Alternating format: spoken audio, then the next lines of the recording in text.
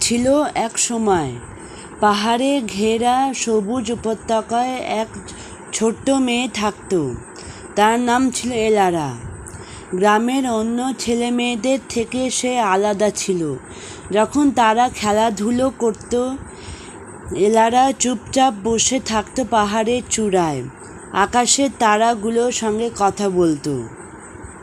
আকাশের সঙ্গে কথা বলো কেন? লোকেরা জিজ্ঞেস করত।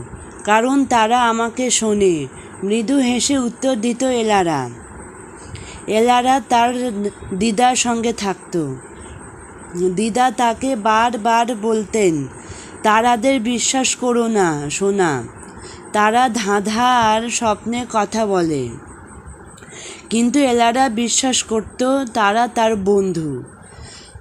তারা তাকে বিস্তৃত জগতের গল্প বলতো, পুরনো রাজ্যের কথা জানাতো। এক রাতে হঠাৎ একটা উজ্জ্বল তারা আকাশ থেকে ছিঁড়ে পড়ে গেল। আগুনের রেখা টেনে সেটা হারিয়ে গেল ঘন জঙ্গলে। পরদিন ভোরে এলারা সেই জায়গার দিকে রওনা দিল। অনেকক্ষণ হাঁটার পর সে দেখতে পেল এক অপার্থিব ছোট্ট প্রাণী একটা রূপোলি লতার ফাঁদে আটকে আছে। সেটা ছিল এক তারা পাখি, আকাশের প্রাণী, যার ডানা ছিল চাঁদের আলোয় ঝিকিমিকি। আমায় বাঁচাও, ফিসফিস করে বলল প্রাণীটি।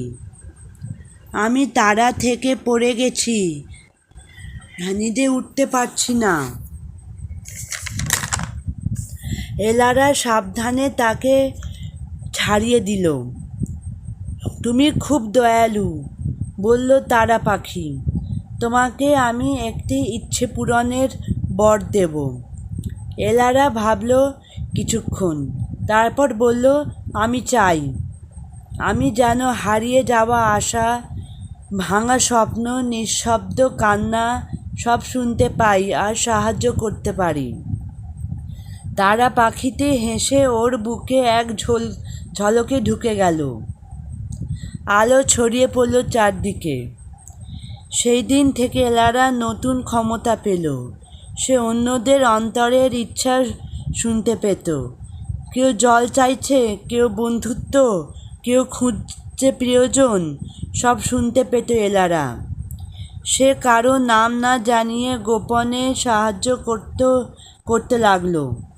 বেকার দোকানে চুল্লি সারিয়ে দিত,